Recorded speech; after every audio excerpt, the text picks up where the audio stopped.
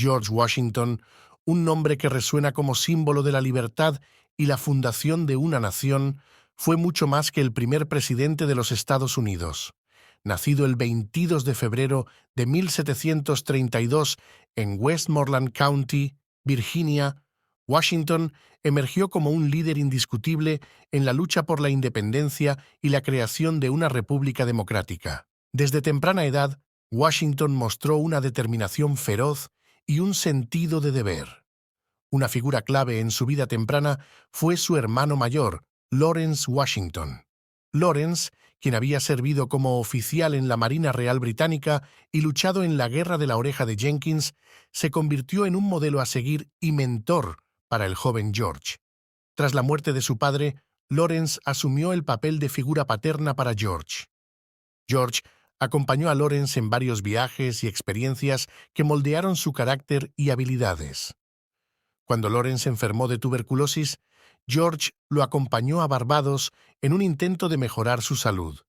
Un viaje que también expuso a George a nuevas experiencias y perspectivas. En enero de 1759, George Washington contrajo matrimonio con Martha Dandridge Custis, una viuda adinerada con 2 hijos, Martha Parke Custis y John Parke Custis.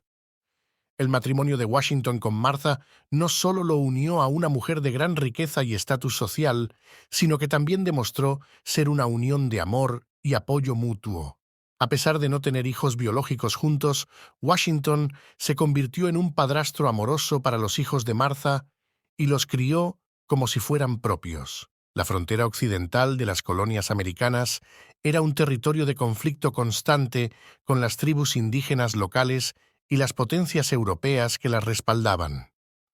Washington, durante su servicio en el ejército británico, participó en numerosos enfrentamientos con las tribus indígenas, incluida la Guerra Franco-India. Su experiencia en la frontera le proporcionó un conocimiento valioso del terreno y de las tácticas de guerra indígenas, que más tarde aplicaría en su liderazgo durante la Revolución Americana. Además, su participación en la construcción y defensa de fuertes en la región le otorgó una comprensión profunda de la importancia estratégica de la posesión de tierras y recursos en el continente americano. La Revolución Americana vio a Washington convertirse en la figura central de la resistencia colonial.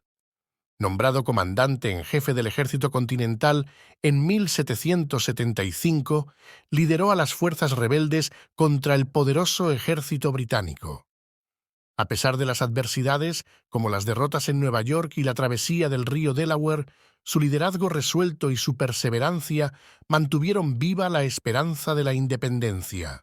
Después de la victoria en Yorktown en 1780, Washington se convirtió en el héroe de la independencia estadounidense. A pesar de su deseo de retirarse a la vida privada en su amado Mount Vernon, su liderazgo y carisma lo llevaron a desempeñar un papel crucial en la redacción de la Constitución de los Estados Unidos en 1787. Fue presidente de la Convención Constitucional, donde su presencia garantizó el apoyo y la confianza en el nuevo gobierno. En 1789, tras la ratificación de la Constitución, Washington fue unánimemente elegido como el primer presidente de los Estados Unidos. Su elección fue una respuesta natural al clamor de la nación por un líder confiable y experimentado para guiar el nuevo gobierno. La ceremonia de su toma de posesión tuvo lugar el 30 de abril de 1789 en Nueva York, la capital provisional del país en ese momento. Como presidente, Washington estableció importantes precedentes que definirían el cargo. Formó el primer gabinete presidencial, incluyendo figuras notables como Thomas Jefferson, secretario de Estado, y Alexander Hamilton, secretario del Tesoro. Implementó una política de neutralidad en los asuntos extranjeros, sentando las bases para la joven nación en el escenario mundial. Washington también lidió con desafíos internos, como la rebelión del whisky en 1794, donde demostró la capacidad del gobierno federal para mantener el orden. Su enfoque firme pero justo en estos asuntos consolidó la autoridad del gobierno central y la estabilidad de la nación. En 1796, al final de su segundo mandato, Washington decidió no buscar un tercer mandato, estableciendo así un importante precedente para la limitación del poder presidencial. En su famoso discurso de despedida, Washington advirtió contra los peligros del partidismo, las alianzas extranjeras permanentes y la acumulación excesiva de deuda nacional. Este discurso se ha convertido en una guía duradera para la política estadounidense. Después de su retiro, Washington regresó a su plantación en Mount Vernon, donde esperaba disfrutar de una vida tranquila y privada. Sin embargo, su retiro fue breve. El 14 de diciembre de 1799, George Washington falleció a la edad de 67 años.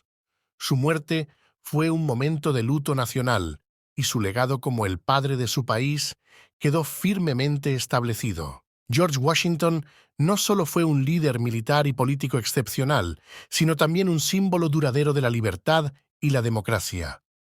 Su matrimonio con Martha, su experiencia en la guerra con los indios, la influencia formativa de su hermano Lawrence, su liderazgo durante la Revolución Americana, su presidencia y su retirada lo convirtieron en una figura crucial en la formación de los Estados Unidos. Su legado continúa inspirando a generaciones de estadounidenses y a personas de todo el mundo que buscan alcanzar la grandeza y la justicia en sus propias vidas y sociedades.